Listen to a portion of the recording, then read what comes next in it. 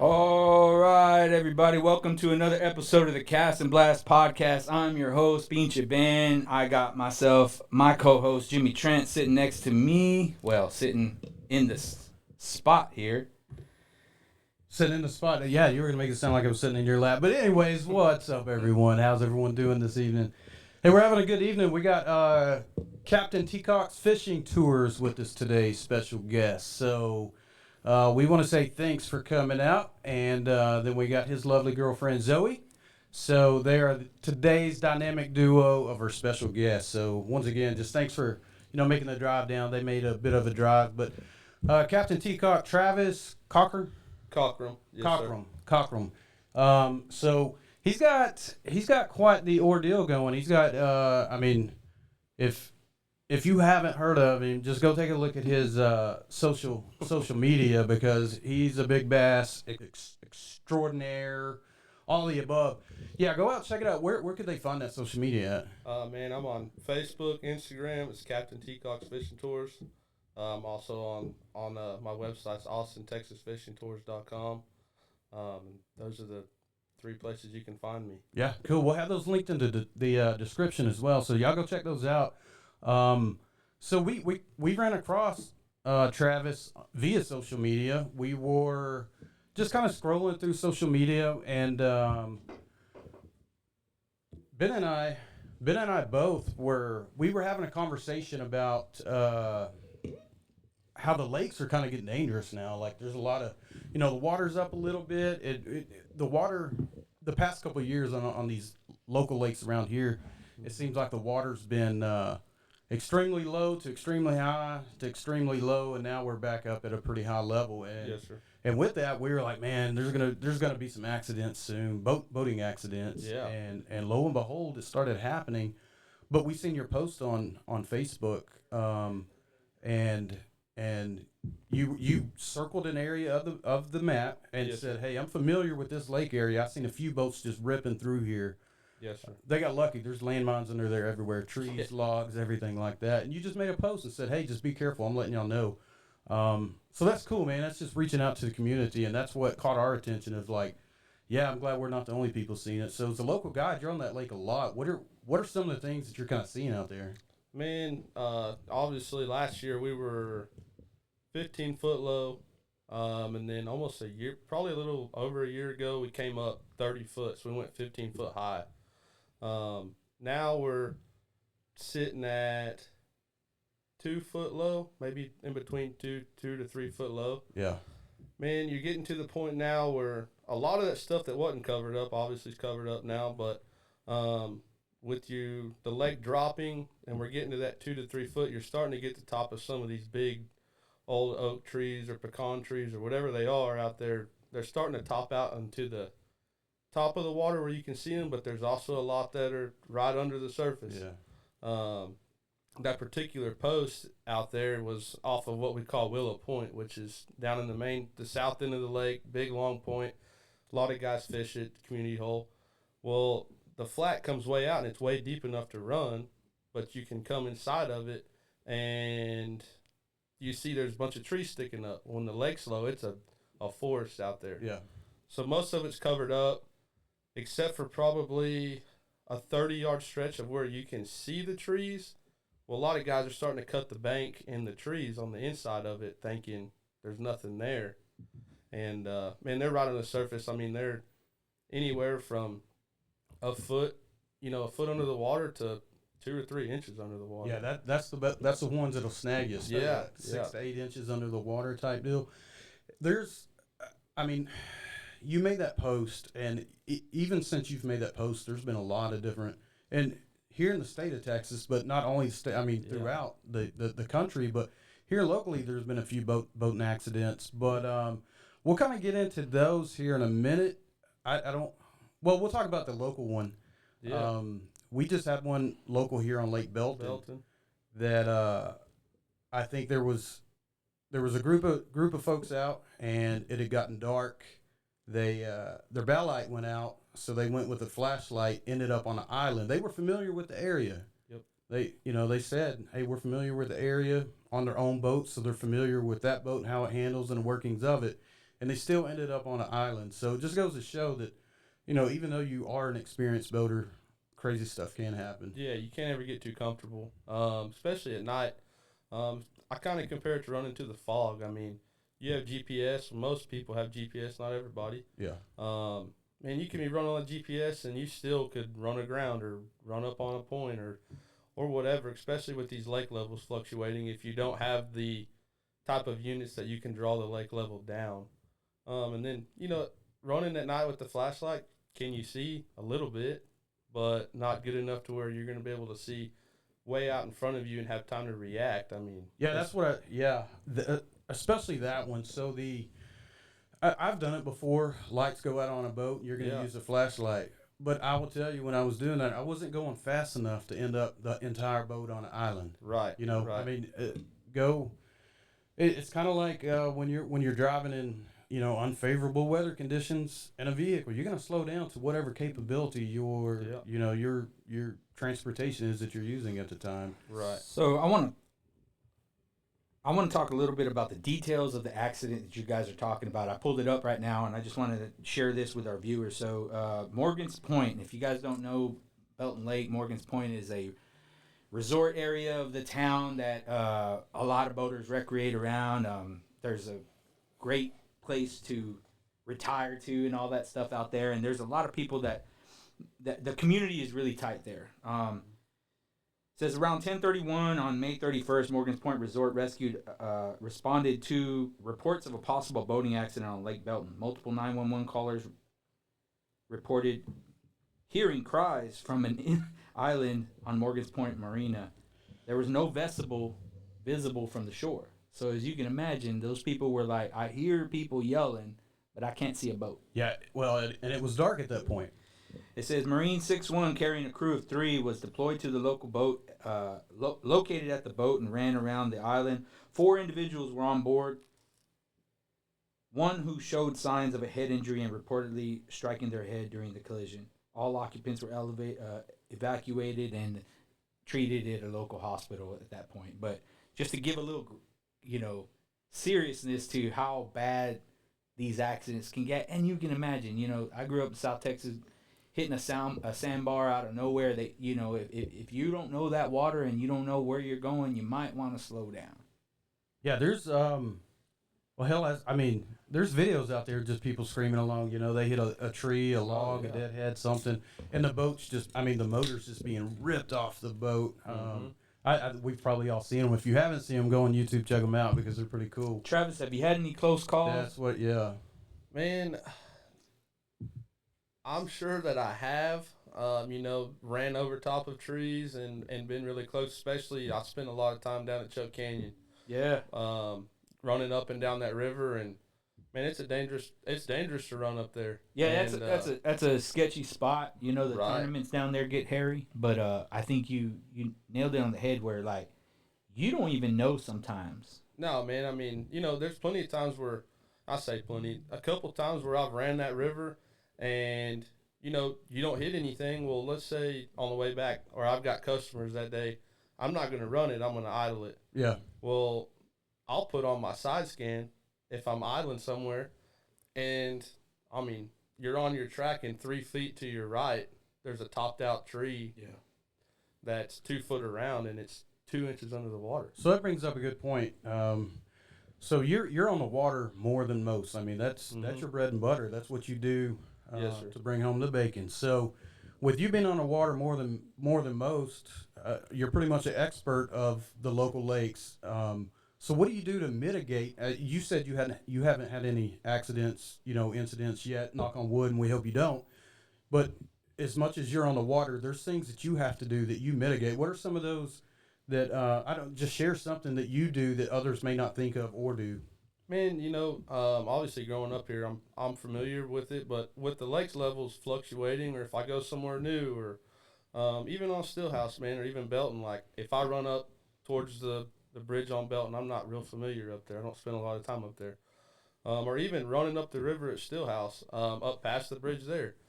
Man, what I do if I've never ran it and I'm not sure, I idle and I put my side scan on, and my side scan set at 85 foot each direction, Yeah. and I'll idle in the river Do channel. you have it set for 85 when you're fishing at all times? Yeah, or always. Just when I'm always at 85.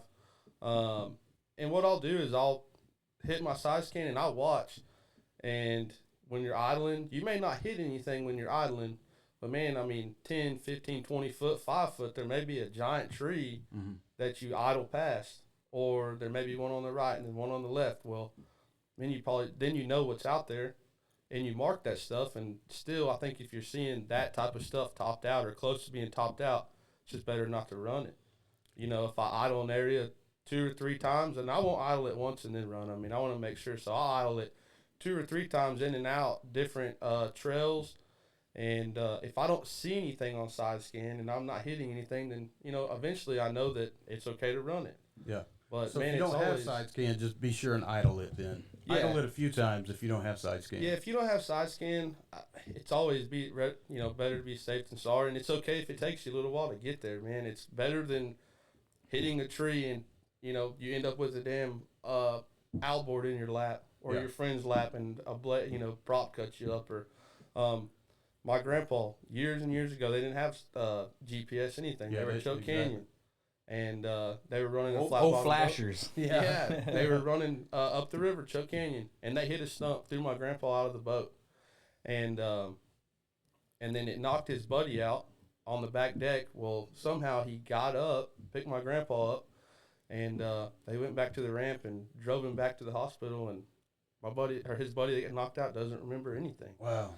You know, and that's running that river. They weren't checking, and you know, fortunately, nothing bad really happened. It could have been really, really bad. It can when things go bad on the water, nothing. I mean, it goes bad and it goes bad quick. Yeah, you know, my biggest thing is I spend a lot of time on the water in any of these lakes, whether it's your first time or it's your 10th year, whatever.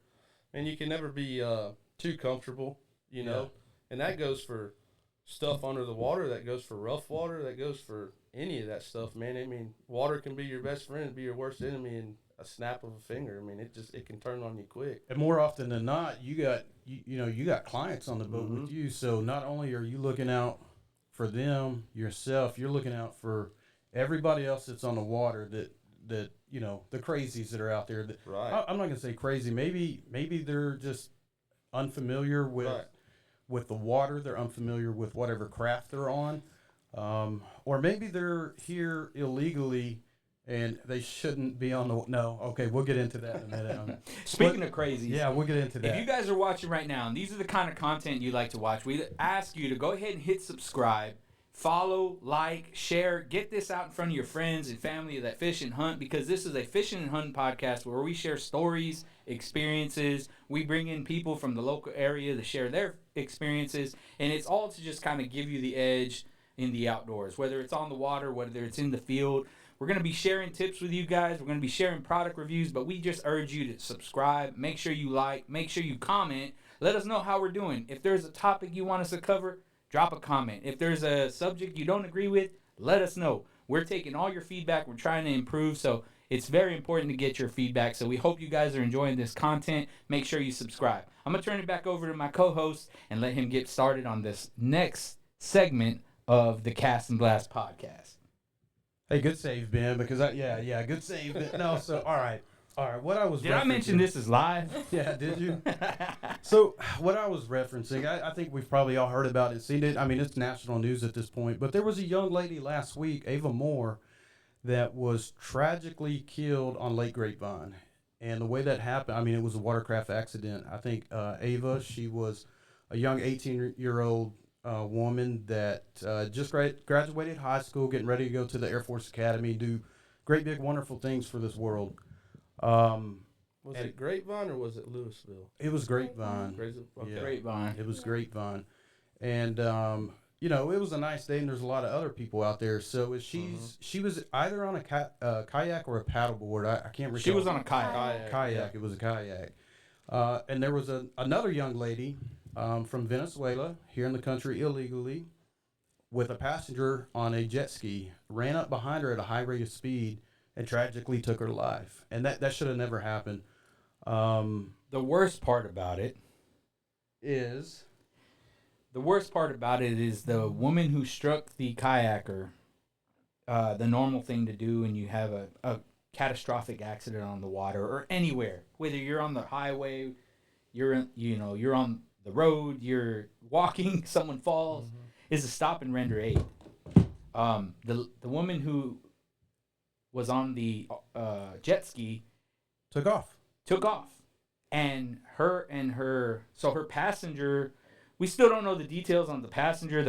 Passenger, so I come to find out that there's a culture on the water where you'll be on a jet ski, you're riding around, you're on the water a lot, I'm sure you see it. Yeah. People are out cruising around on the jet ski, someone waves you down, hey, can I get a ride? They hop on, you take off, and you're doing your thing, and you bring them back. They go on party, and you go on riding your jet ski. I do believe that was the kind of case in this where the passenger, she actually stuck around. So they took off on when they was on the jet ski. They took off and went back to shore. So when somebody called 911 and the cops came, the passenger stayed that was on the jet ski, and then Adriana Gonzalez, I think is her name, the one that struck Ava Moore and killed her. She took off. She took off with some young man, and they took off in a vehicle, striking two vehicles when they took off. And then, I mean, hell, they had a manhunt on them. They had ICE, everybody. I don't know who all, but they found them. They got them, and now she's sitting in jail on second-degree manslaughter or second-degree felony manslaughter. I'm gonna share a picture of the young lady who was actually on the scene. This is the woman this is the suspect.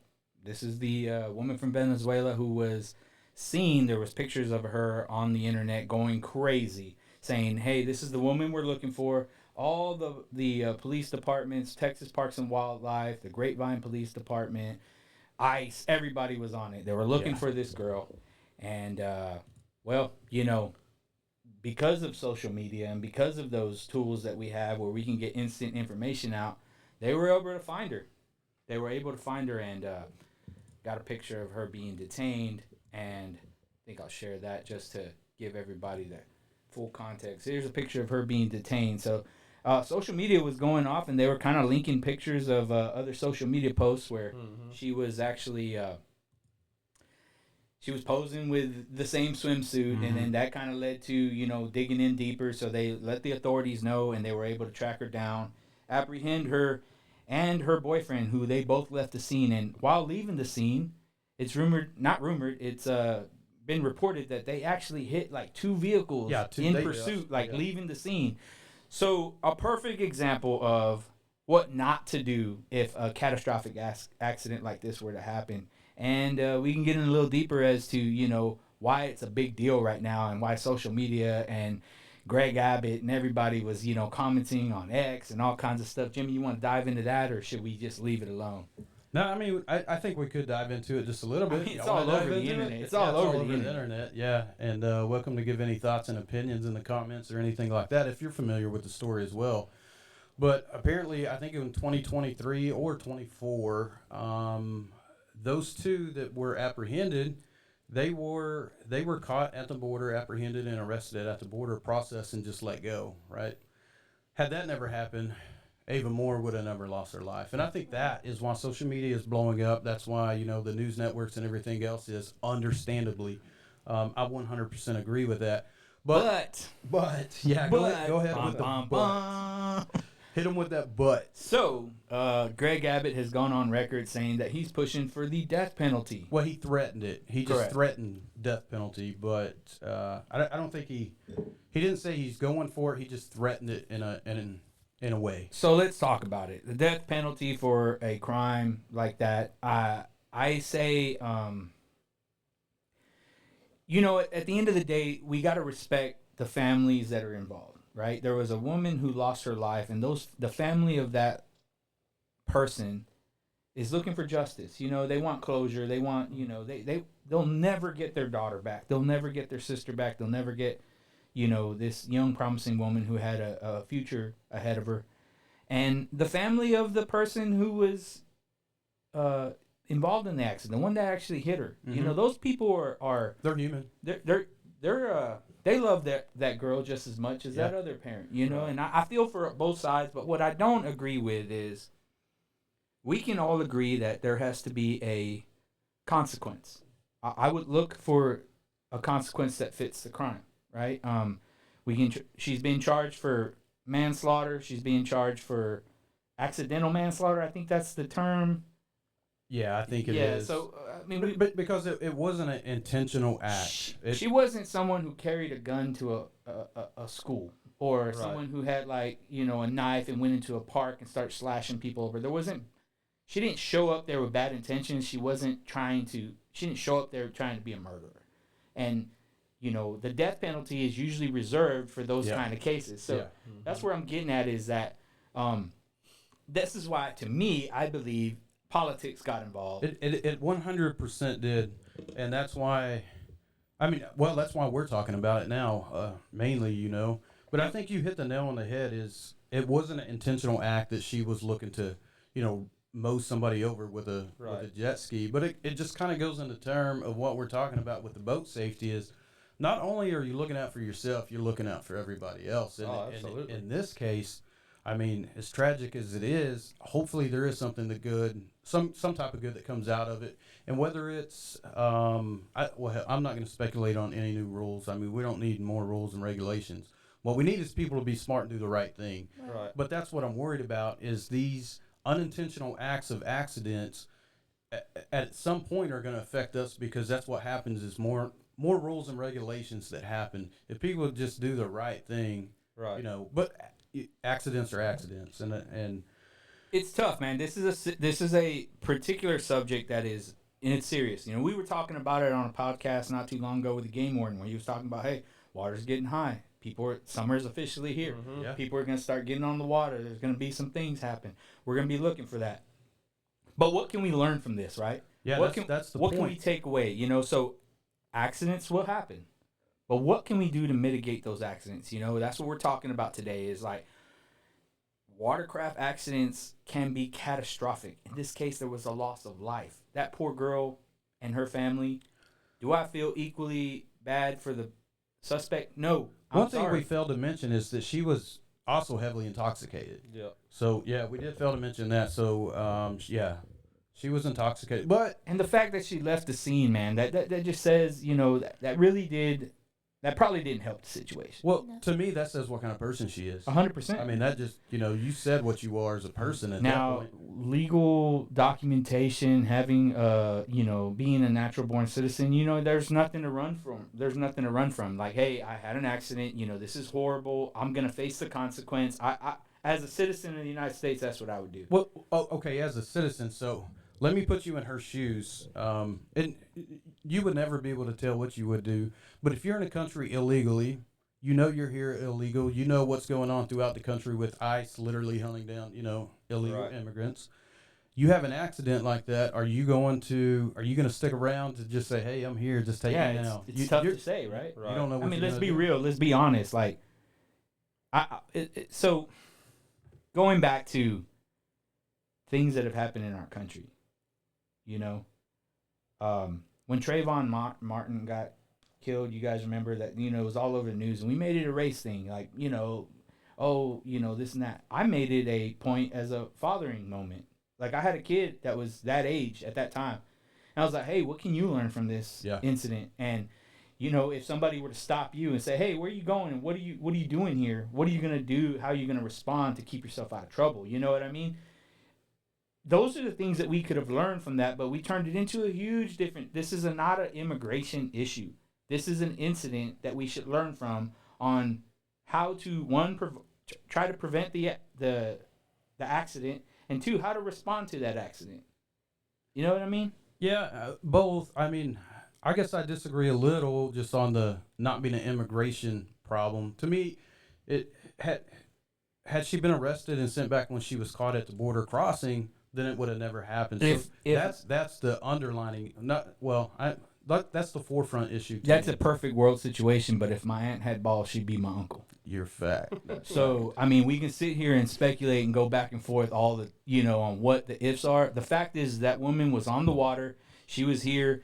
We don't know the details as to what she was doing to try to get legal documentation to get here. We don't know that. Yeah, we don't. I do agree with you in the fact that we obviously have to learn something from this. We got to figure, mitigate this to not ever happen again. That we can agree on. But that's why this is a sticky subject. Yeah. And there's nothing wrong with having a conversation about it. You know, we can agree, disagree, and we can, basically go back and forth and, state your opinion. But I think what we both agree in is that it was a horrible accident. There was a loss of life.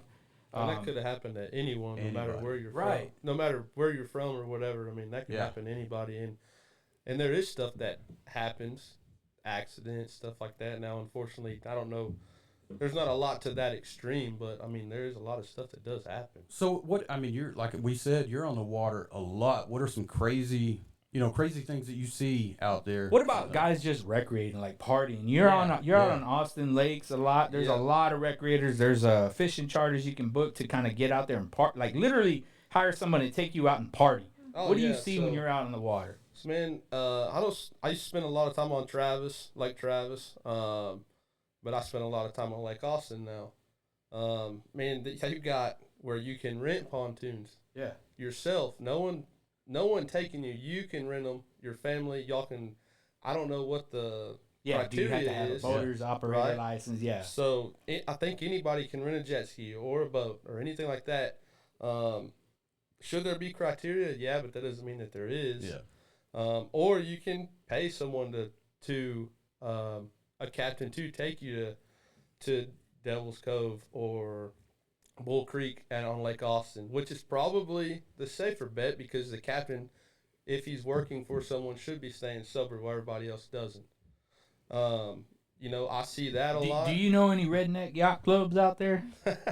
Do you know where to go? No. All right. You're a real fishing captain. That tells me I'm straight to business, man.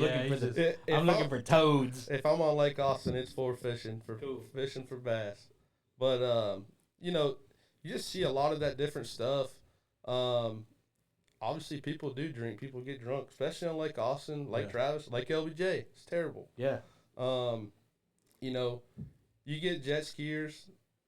They're so tuned in with themselves and turning corners and doing this and doing that. I mean, so you'll be running down these lakes and they'll just turn in front of you. Or you get these wakeboard boats, guys wake surfing in the back. Everybody's looking back, including the guy driving the boat. Yeah, looking back, and they'll run right at you, or they run across the point. I mean, you see it on Lake Travis all the time. These guys run aground because you just mentioned something, man. I never really thought of that. So I probably have spent more time on a lake on a kayak than I have on a boat. That's kind of weird, but access, right? Yeah. And while I was on a kayak, I was always paying attention to the wakes that so I'm fishing in my cove. I try to find me a little spot, some skinny water I can get into, try to kind of stay close to the bank, do whatever I kind of do. Tucked away from everyone else. Yeah, and but I'm still head on a swivel. I'm looking around. I'm seeing what boats are kind of, booking through or whatever, because eventually that wake's going to catch up to me on my kayak, man. And I'm a big dude. And getting on a kayak at this size is already kind of like you're pushing it, but then you add the wakes to it. Now I got to turn into the wake and I got to ride the wake. I got to do my effort to mitigate my accidents, right? But then I'm out there in this tiny cove out in the middle of nowhere, and here comes this jet ski that just found my cove. Mm-hmm. He comes in, turns, books, and goes off. I got to deal with the disturbance of my tranquil little fishing spot, right? Which I was sitting there kind of like sight casting, maybe finesse fishing. You want it quiet, right? Mm-hmm. Then this guy comes in and burns in. It's both sides. You can learn fishing etiquette. You can learn boating etiquette.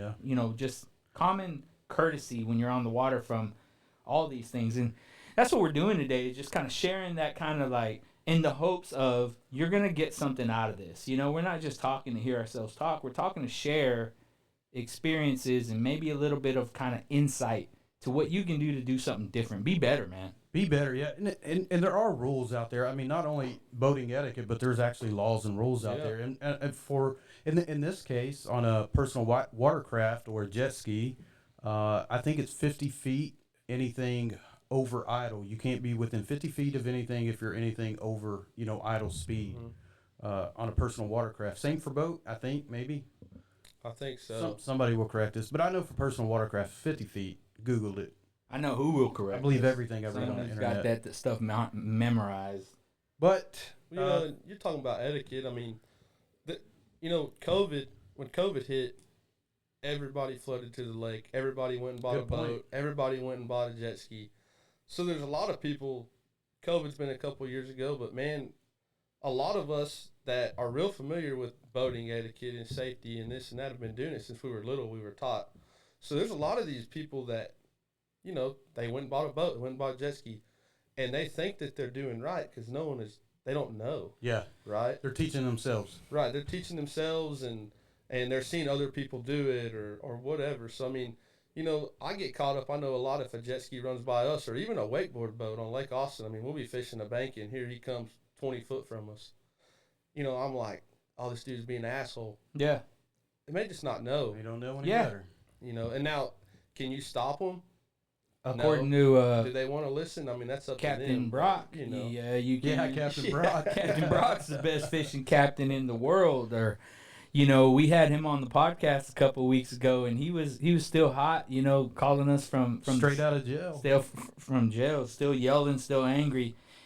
I mean, you talk about the etiquette, you talk about that, but like as a professional guide, what do you do in your network? Because you guys have a network.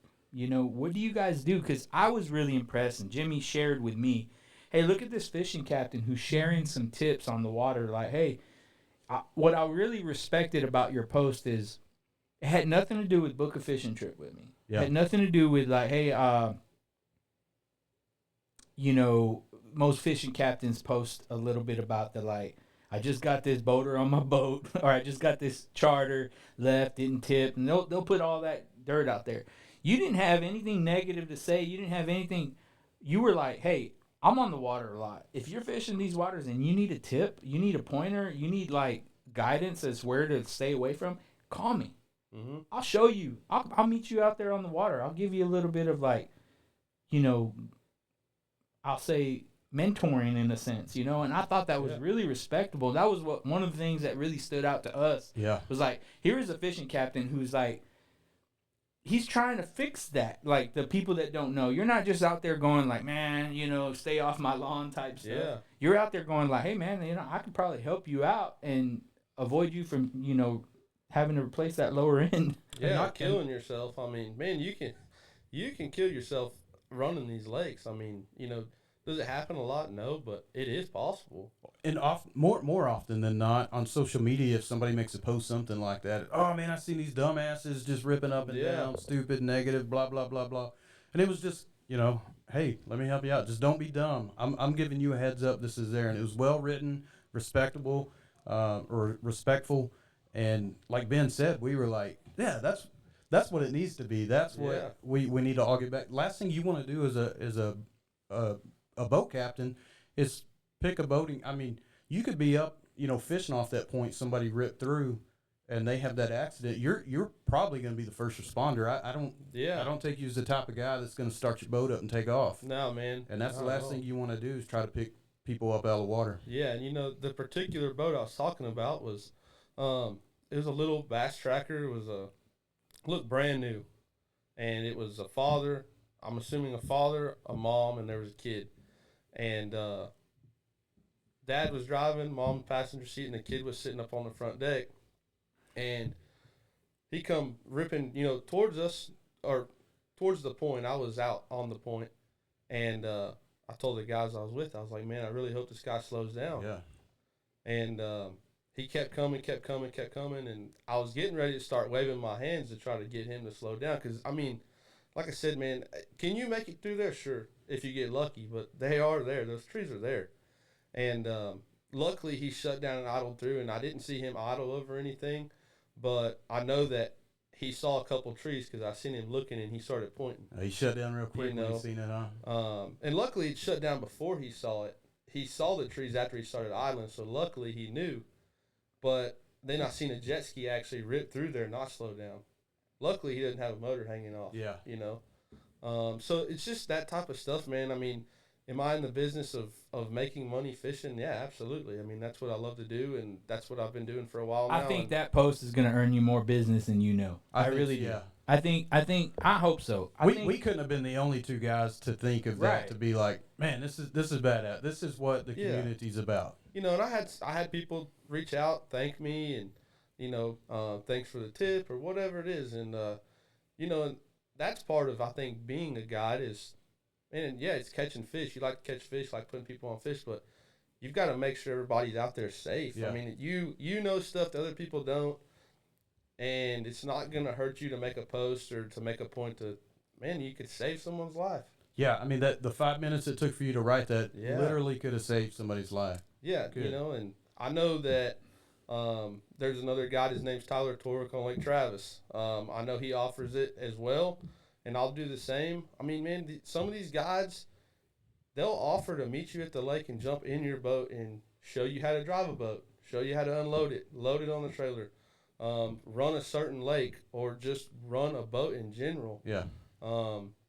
I've had a couple guys that I've jumped in their boat and taught them that, this is what you do, or this is where you run this, or if you're by yourself and there's not a dock, you can beat your boat here, and this is how you do it. Pull up slow, or whatever it is, man. You're spending that money, so you should, if you're going to spend the money, you need to know how to operate all this stuff, but also you knowing how to operate these boats and all this stuff is going to save the people around you as That's well. your responsibility. Yeah. So you mentioned something, and I really like what you said. So you're talking about, not only am I going to show you, so that helps them. You got no vested interest to help them other than, just being kind in a sense. But it kind of helps you. You're on the water. You're going to potentially be on the same lake that boater is on. Yeah. You're kind of like, hey, I'd rather share. I got an RV. I don't have a boat right now. But I think about the RV world. You pull up anywhere, there's always someone out there kind of helping you guide back, and the community just kind of pulls together. I don't really see that too much in the boating world. Do you? I mean, you're sharing some experience of people that do it. But would you say you've been on the water a long time? You've been around a lot of captains, a lot of boaters, and all that stuff. That's not very common, is it? No, man. I think most people's mind is they own the water and you're in their way. Kind of like hunting public land. Yeah. They're not the problem. You're the problem. And Get out of my way. I know what I'm doing, but I'm not going to show you, right? Yeah. Or I think I know what I'm doing. Right? Bro, let's talk boat ramps. Let's talk boat ramps. Is there a boat ramp etiquette? Should you even be out there if you don't know how to back up a boat? There's a ton of places to learn how to back a boat up before you get to the boat ramp. I mean, that goes deep. I've done it. Even where you're going to put your boat after you launch. Bro, all that stuff. Where you park your trailer, how you park your trailer. Do you mind? Let's dive into that. I think it's a great topic, man. It's kind of... Hell, it's part of boat safety, you know. So, boat ramps. We've all been out there. We've all seen the videos of the guy taking 16 attempts to back the boat in, or the trailer to the boat, or the boat into the water. Everyone has to start somewhere. Yeah. But what would be your recommendation for a new boater? And maybe you have some tips at the ramp, but maybe you have some tips before you get to the ramp. So, as far as backing up a trailer, if you want to learn, man, it's summertime, school's out, go to a school parking lot where it's empty. Yeah. And get you a couple little cones and line them up and back up through there. I think that would be the single, probably most important thing to learn is to back up a trailer. You see so many guys where, especially jet skis and small single axle trailers, man, in that case, less is more. I mean, they turn so quick. So, like, you may see some of these guys, these big wakeboard boats, or even a 21-foot bass boat compared to a jet ski. Looking at it, you're going to think that wakeboard boat's triple axle is way harder to back up. It's not. No. Mm-hmm. They're Same thing with RVs. Easier. Yeah. They're way easier. Yeah. I learned how to back up a trailer backing up a little hay buggy. Single axle, little bitty trailer. Took me a little while to learn, but what I figured out with that, man, is they turn so much more quick. So you may see you're backing up a jet ski trailer. little boat, whatever. You may see us with these bigger boats turning the wheel all the way and doing this. You don't need to do that. You know, they turn a lot quicker. You said a little bit is a lot when you're back in a short trailer. Absolutely. And don't get in a rush, man. I mean, you know, it's a process, and that's why you need to go somewhere where, even if you're not by yourself, take a buddy with you that wants to learn or knows what he's doing. But don't take a whole crowd or like getting a bunch of people, because people are going to get impatient with you, and that's not where you need to learn. Yeah, you're going to get nervous. You're going to get, you know. Yeah, absolutely. And another thing, don't watch your backup camera. Yeah. Use your mirrors. Yeah. Backup camera's great if you're backing up to hook up to your trailer, but That's use your mirrors when you're backing up a boat. So once you get that boat launched, what are you doing then? Man, so I'll start with, so before you get to the ramp, get to the park, don't pull up on the ramp, stay back and unhook. Stay on level. Unhook your straps, not your front strap, your two back straps. Put your lights in if it's early in the morning or after dark, whatever. Get your life jackets out, kill switch, all that stuff. Get it all ready. So when you pull up to that ramp, you pull up, get straight, and you back down it. It's ready to go. And this is a big one. Tournament guys, weekend guys, doesn't matter. When you back down the ramp, turn your headlights off. Just put your running lights on. Because if it's a 4-lane ramp, 2-lane ramp, whatever it is, if someone else is trying to back up after you and your headlights are on, man, they can't see. Yeah. You know, Good especially point. someone that's new.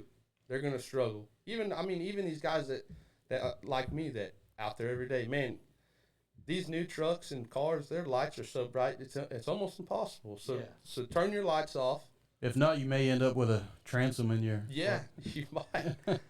You know, so once you get down to the water, what I do, I'll put my two back wheels in. I'll get out of the truck if no one's with me, unhook the strap, then I'll back up slowly. Let the trailer or the boat start floating up. Yep. Get in, back it off. If there's a floating dock, you should already have your rope ready.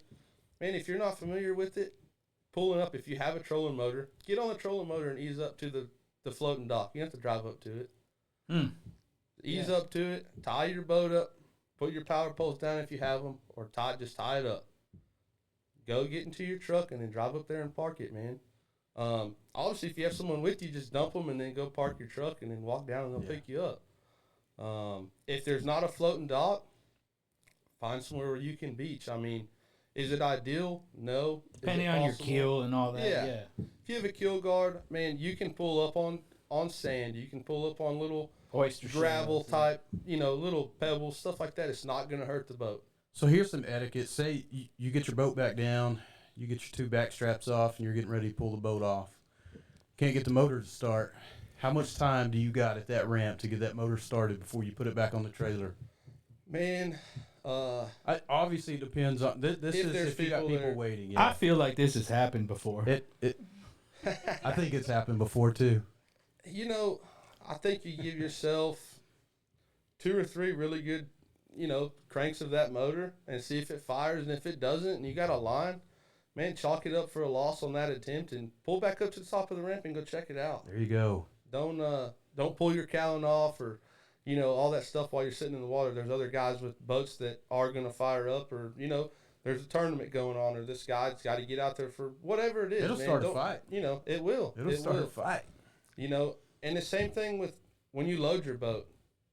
Yeah. Load your boat up, strap it on the front, and pull out of the way. Don't pull up to the top and stop where everybody else is at. Just pull out of the way, and then go and strap all your stuff down. Now, if you're down there by yourself on a Monday, who cares? Pull up on the ramp and do whatever you want. Yeah. But just be courteous of others, We have actually recovered a boat with a trolling motor. We had an issue. What was it with a fuel issue? Couldn't get the motor to start. Well, fuel line. We're out there on, what were we out there? Whitney. We're out there at Whitney, and the boat wasn't going to start, but it's a beautiful day. We're already out there, and we're close enough to the boat ramp to where we know we can get to it with the trolling motor, far enough where we can still fish. Right. So we're like, hey, man, let's just keep fishing with the trolling motor, and we'll go, we'll mark ourselves a cutoff time and go recover this, and we're already out here, we're here in about an hour away from there, so we're like, make this fishing trip worth it. Yeah. Got up there, trolling motor down, full power, getting up to the ramp, pulling that trolling motor up as far as you can get, and then you go out there and hook that strap up, ratchet up. You're still in the water, you're still floating, you can do it. There's ways of getting creative to where you can get yourself back on. Now, if you got to ask for help, flag somebody down. That's what I was. Don't ever be scared to ask for help, too. Well, us as fishermen or boaters or anyone on that lake that's got a boat, I mean, we've all been in that situation if you've done it long enough. And it's an unwritten rule, man. You're supposed to help each other. And that's in anything, right? I mean, that's what we're supposed to do. We're supposed to help each other in anything. The golden rule. The golden rule. But us as outdoorsmen and boaters and just fellow humans, I mean, man, we're supposed to help each other. And if someone doesn't want to help you, you know, that's fine. It's not the right thing to do. Go ask the next guy, because guess what? More than likely, that guy will help you. Yeah. But I can say I've been helped. I've had to have help out there, and I've helped people. And out of all the times, I've never been told no, and I've never told anyone no. And it's just what we're supposed to do as outdoorsmen or recreational people on the lake or whatever it is. It's a community. Absolutely. So, yeah, live it. I mean, have it as a community. Keep it as a community. Yeah, Yep. do that. So as much as you're out there in the water, you're chasing big fish. That's your goal every time. Yes, Big fish. What's your biggest on the boat? Time out. We're talking to Captain Teacock, Yeah. Travis Cockerham. This guy is on the water a lot. I would love to hear his PB. I'm curious because But really, if we want to measure a true mark of a good fishing guide, what is your client's PB? Man, so client's PB come out of Ivy 5 years ago, and she was 12 pounds, 10 ounces. well into those double digits. Largemouth. Largemouth bass. So you're part of the Share Lunker program and all that at this point, you know? Man, legitimate Share Lunker 13 plus, I've never caught one. Had opportunities, I've never caught one. And I've never had a customer catch one, 13 plus. Now, if you want to do the app where it's 8 to 12, Sure. A lot of them. To me, 10 pounds over is a lunker. Yeah, I mean, man, here's the problem with social media is where social media's got us. Here we go. Same as deer. Here we go. A 5-pounder is big. Yeah. That's a big fish. That's a giant bass. 6-pounder is big. 7-pounder is huge. An 8-pounder, I mean, man, to me, an 8-pounder is, that's an elite status fish. Social media and live scopes got us away from that because it's becoming so normal. Say that louder so they hear you in the back. Real.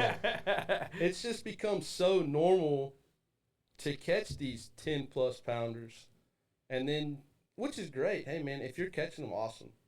But let's not discredit a 5 to 8 pounder, man. I get so many people in my boat that are like, my PB is only 6.5. Nothing wrong with that. That's your nothing PB. wrong with it. That's your PB. That's what I'm telling you, man. So that social media has completely done that, and we need to do better as people who have the opportunity to congratulate versus hate.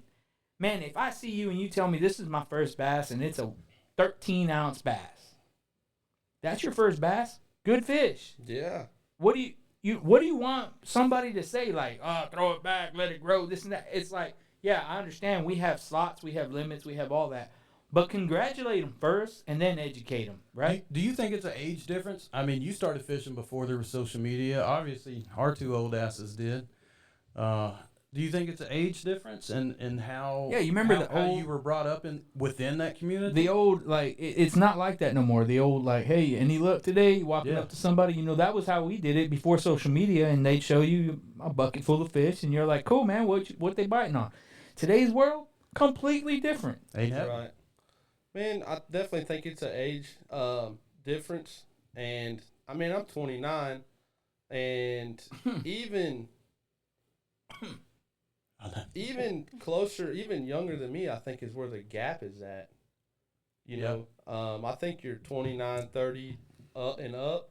Man, I think we were all brought up by our grandpas fishing, and you go out there and you respect what you catch. If you catch a big fish, man, you take a picture and you turn the fish back if you want. You keep it if you want. It's up to you. And nobody's going to say anything.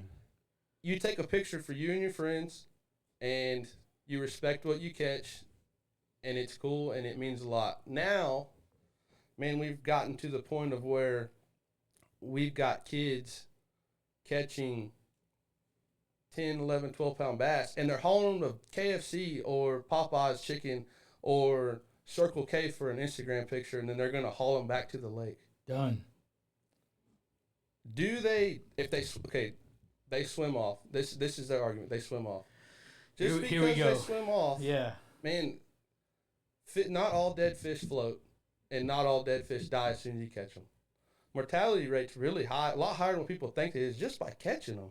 Yeah, just getting them out of the water. That's a lot of stress on a fish. Then we're touching You them, know. and you know keeping most them out people, of water. a lot of taking people, pictures. And if you're hauling them around like that, just for clicks and stuff, I think you're losing the respect for the part sport. for the fish, for the sport, stuff like that. Now people make the argument, well, they do the same thing in tournaments. Well, man, there's a lot of people, like especially in the Elite Series, they would rather fish MLF format, but they don't have. That's not what they're fishing. But them hauling those fish around, they're doing it for their living to make money. Yeah, they're in the money. Not They're invested, bro. right. Not I caught these fish and I need Instagram For the clicks clout. because I want to be relevant. Yeah. And then haul these fish around all over the place and then go jump a 40-pound bag back in the lake. Man, do some of them live? Sure. But it's not good on the fish. And it's not good on the sport. You know, it's just, it's a respect deal for sure. I respect that, man.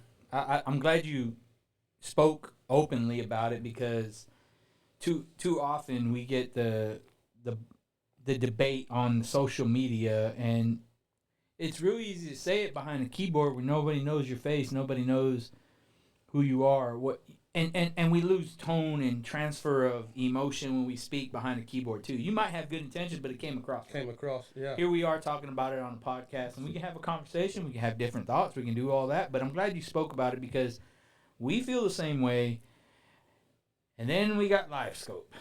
Then Ben can't let the live scope go. Bro, I think that is. I think first off, there's a guy I follow and we talk about him all the time. I'm a huge fan of Brian Latimer. Mm-hmm. Guy is I think out of South Carolina. He is a younger angler. I don't know how old he is, but I think he's about your age. I think he's a little older than me. Little older. But he got into MLF at a younger age. And when he came in, there was a lot of speculation of like, this guy's cheating. He's bringing bad ethics to the old school mentality. Well, all it was a newer edge. Live scope is here. We can't take it away. Right. If it's changing the sport, we evolve with the sport. Man, if used right, just like anything else, I feel like it's got its place. I don't think it's a live and breathe by. Don't go fishing if the live scope don't work. But there's some people that won't hit the water if the scope don't work. Right, and there's a lot of people, and you're right, man. There's a lot of guys that if they don't have that screen, some of them will tell you they feel lost. Yeah, it's these kids nowadays. I mean, that's what they grew up. Now that's what they grow up doing now. Good point. it's what Good they point. know. That's all they know. Yeah, And I think live scope's great for certain things. It's a tool. Use it as a tool. I'm not a scoper. Do I have it? Yes. I use it on Stillhouse, man. I use it to find the deep grass edges or brush piles, and I tell my customers, throw here, or here's this brush pile, throw here. There's, not necessarily, or we go down to Falcon. I go down to Falcon a lot, and you're fishing big rock piles, ledges. You find that ledge or that rock, and you tell your customers where you throw.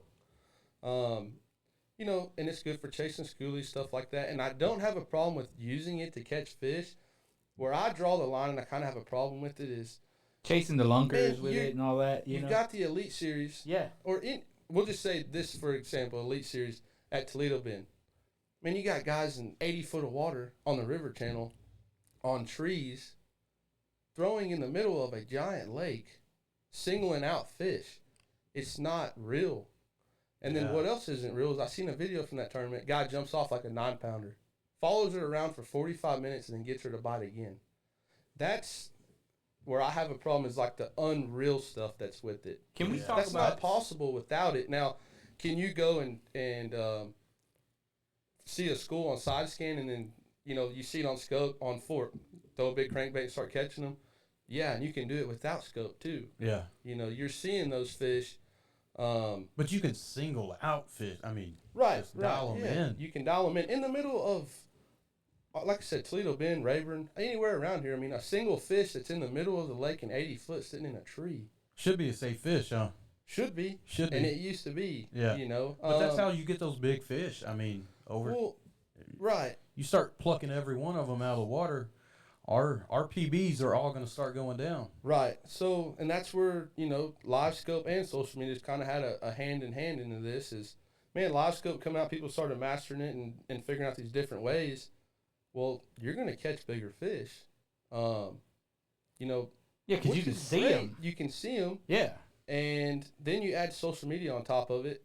Well, then, people start blasting all these more bigger fish, which is great. But, man, the 5 to 8 pound class fish aren't getting the recognition that they deserve. Agreed. Yeah, same thing in the hunting world. 120 to 130 inch deer isn't getting the same recognition that they should. Right. Yeah. Speaking of 5 to 8 pound fish, we've gone on your website, man. By the way, great looking website. Yeah. Shout out to Zoe. I know you worked hard on that. I'm going to talk to you a little bit about that. Oh, that was you? Yeah. Yeah, good That job. was me. I'm going to talk to you a little bit about that, but you got a lot of 5 to 8 pound fish in your pictures, man, and I'm with you on that's a huge fish. And any client that I would put on that size fish, I would feel mission accomplished. Yeah. Talk a little bit about your business, what you do, where you do it, and where people can find it. But before that, I'm going to turn it over to Zoe and talk a little bit about, your experience helping business by building that, that website and doing that, and tell people where they can find that website. Yeah, so a few months ago, I was like, hey, Trav, why don't you have a website? And he's like, it's just not something that I know how to do. Amen. So, but that's what I'm in school for is marketing. So I know how to do it, and I have a business of my own that I had to build a website for. So I felt confident enough to do that. And I think it turned out pretty all right. Yeah, it looks pretty good. But yeah, and it's at, what is the handle on it? It's at AustinTexasFishingTours.com. Yeah. We dropped that in the description, so you guys want to do that. I highly recommend you do not Google teacocks on the internet. I highly recommend that you do. I think you should go and click on the link I drop in the description. 50-50 chance I pop up. Yeah. So tell me what the inspiration of what behind your cover photo on your website. Yeah, I was going to man. ask that. Yeah, that's a good one.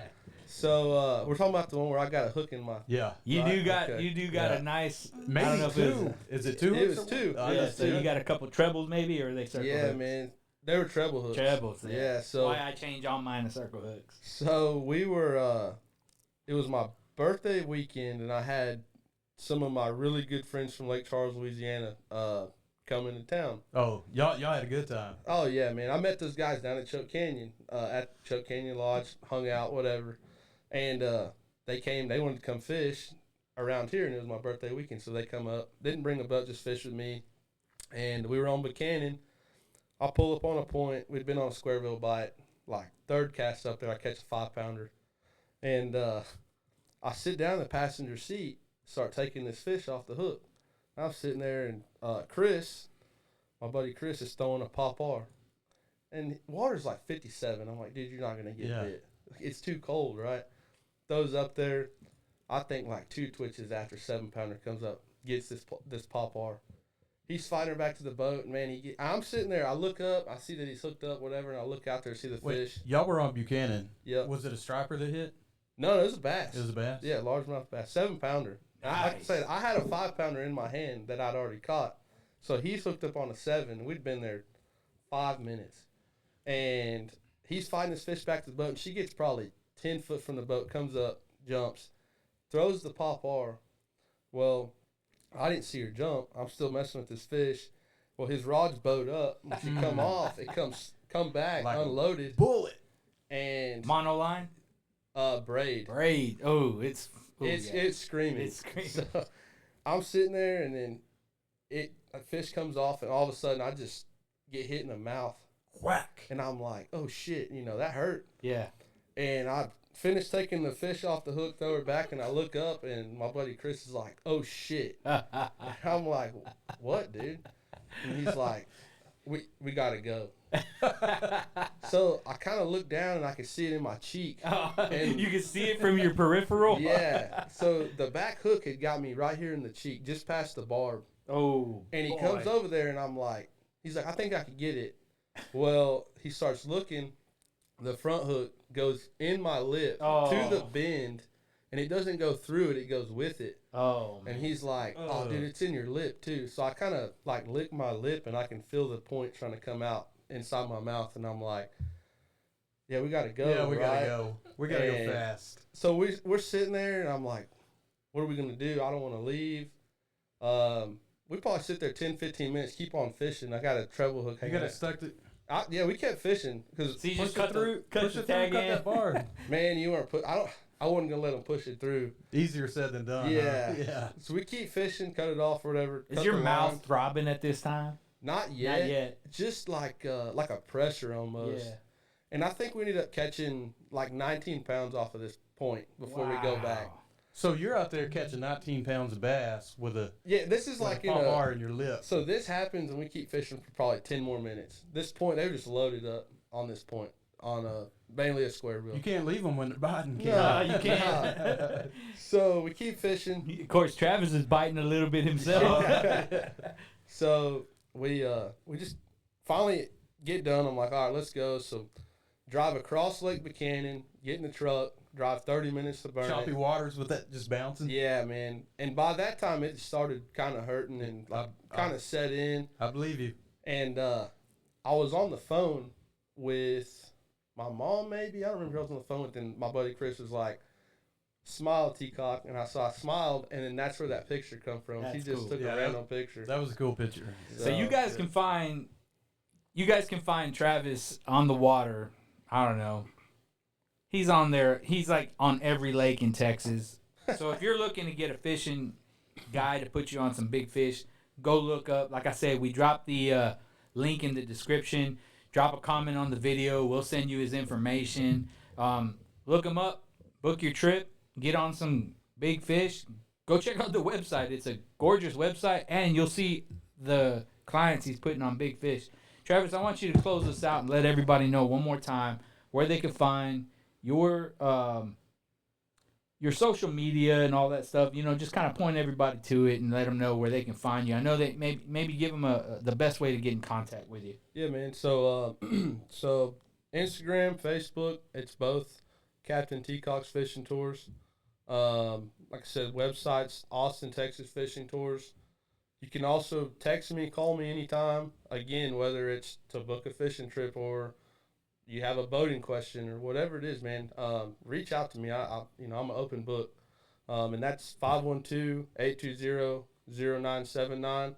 And if you go to my website, there's an area to where you can basically fill out a message, and send it. It'll come through my email as well.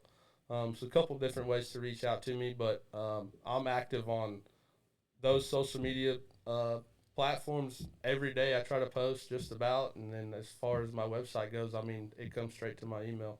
Nice. Good. Nice. Yeah, well, we want to say thanks, Travis and Zoe, for coming out. We hope you had a good time. Talking boat safety, and your input's very valuable. So, yeah, once again, we just want to say thanks. And for anybody that's made it this far, we want to say thank you as well. Don't forget to comment, like, share, subscribe, all that stuff on all the above, all the different social medias. Once again, go check out Captain Teacock's Fishing Tours again. All right, man. I think that's going to make it a wrap for us. You got anything to add? All good? We're going to let everybody go? Yeah, we're going to continue this conversation with the cameras off, and we're going to have a good time. But you guys, I hope you guys enjoyed this podcast. We'll see you on the next one. Peace.